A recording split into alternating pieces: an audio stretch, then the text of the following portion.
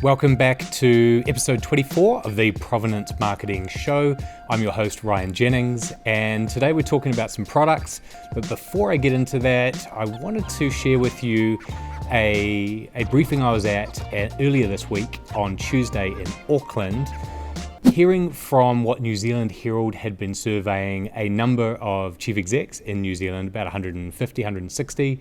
In the Herald this morning, which delves right into all the results and your feedback on the survey. I've got the pleasure later in the morning to lead the debate and the Q&A and to have the Honourable Grant Robertson and Paul Goldsmith face to face and head to head. It's called The Mood of the Boardroom, and out of that, two key things were the themes. The first is that confidence is not high in the business economy.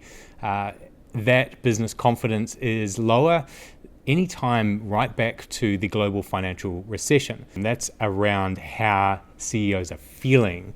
What it's not is a reflection of performance. And so part of that mood of the boardroom also said that, be that as it may, New Zealand is still growing at a rate that's higher than many of our trading partners within the OECD, including the UK, including the US, and including Australia. Some of the stats I took away was what's keeping CEOs awake at night include 45% sourcing or retaining staff. That's a key issue for them. 36% are focused on top line revenue growth. 34% meeting customer expectations. It's great to see. And 32% concerned about the regulatory environment and the changes that are coming up. As part of that workshop or part of that release from New Zealand Herald, the Minister for Finance, Grant Robertson, spoke about the health of the economy and was in debate with the spokesperson for finance from the National Party, Paul Goldsmith. First up today on the products that New Zealand manufacturers have sent in is Dixon Stainless. Now these guys this is pretty cool, I think. They're a marine company. They specialize in stainless steel products. One of their products is this toaster. So when you're out on a boat, you don't have electricity, right? You can't just plug things in.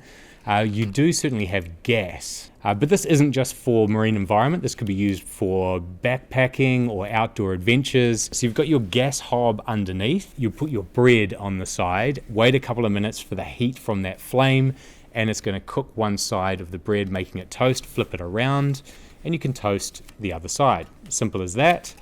In terms of their bread and butter, it's more ladders and handrails that you would see on yachts or in pools. So here's there's the gas hob toaster there. You can see some of the handrails, rod holders, bait boards, so things for fishing.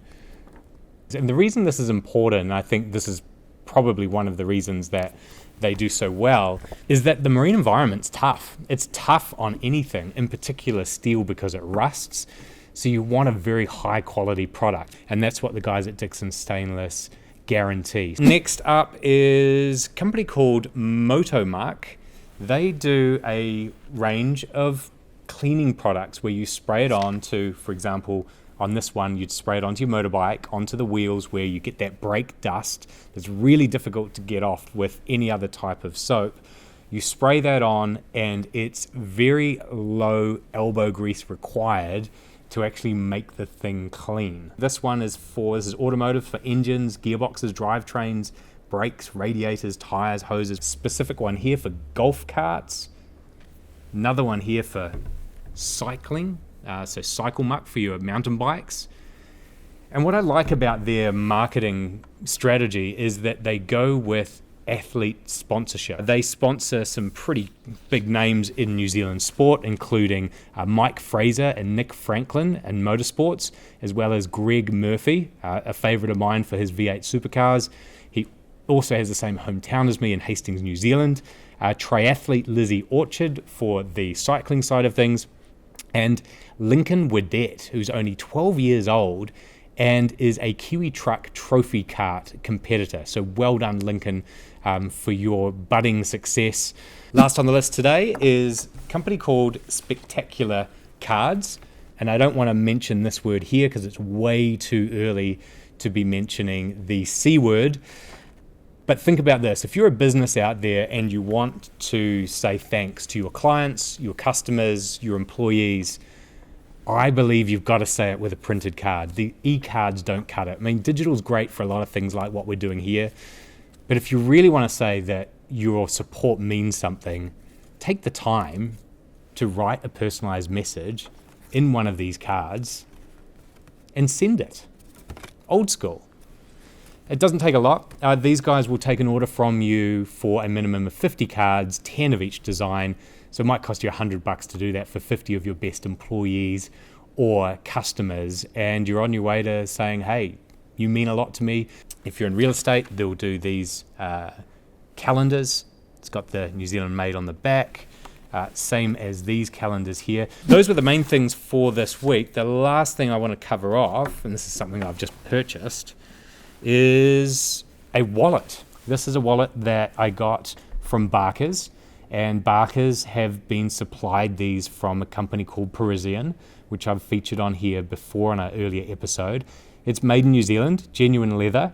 It's got my initials there. Now that's smart. That takes it from just being a generic wallet, even if it's a generic high quality wallet, to something where it's personalized. So I've co-created part of this value.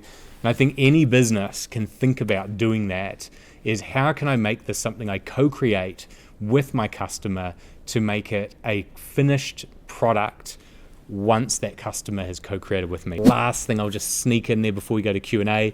New Zealand Made Day is coming up on the 21st of November.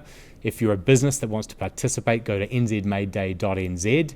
If you're watching this and want to see what the deals are, go to the same site, nzmadeday.nz. You'll see deals by over 70 businesses already on there. Our target's to get to 200. Go and have a look. Right, Q&A. Hi Ryan, how long does it take to apply for the Kiwi trademark? We've been exporting and sold in retail our Manuka honey for the past 3 years. So you're making Manuka honey for export. That's great. It is a great product that New Zealand produces. So you have no trouble getting a license because it's something that we're known for. It's iconic. It comes from New Zealand. So all you need to do is put in a license application at bynz.org.nz and we'll process your application usually within 3 to 5 working days where it's not complex. If it is a bit more complex, if you've got other ingredients going in there and some of those are imported, it may take a little bit longer because we'll ask you for more information about where those sources come from. Hi Ryan, do I need to wait until I hear back from you before I can order any labels? So if you have applied for a license, you won't be able to order labels immediately. And I know that's usually what businesses want. You want access to the labels or the artwork instantly. If you have been approved, there's one key step before you can access it on your dashboard, and that's to pay your invoice. Your invoice will go out as your application is approved. As soon as you pay it, you get access to the dashboard. Right, that's been episode 24 for this week. Join us next week when we're going to launch something very special. I'm not going to say what it is here, but it has been the culmination of many months of hard work. If you're listening on the podcast, make sure you're subscribing via Apple Podcasts by searching for the Provenance Marketing Show. If you're watching on Facebook or Instagram, we really want to see you over on YouTube. Go over to youtube.com/bynzmade, hit the subscribe button and the little bell to get the notifications, and then you'll never miss one of these episodes. Thanks again for watching. See you next week.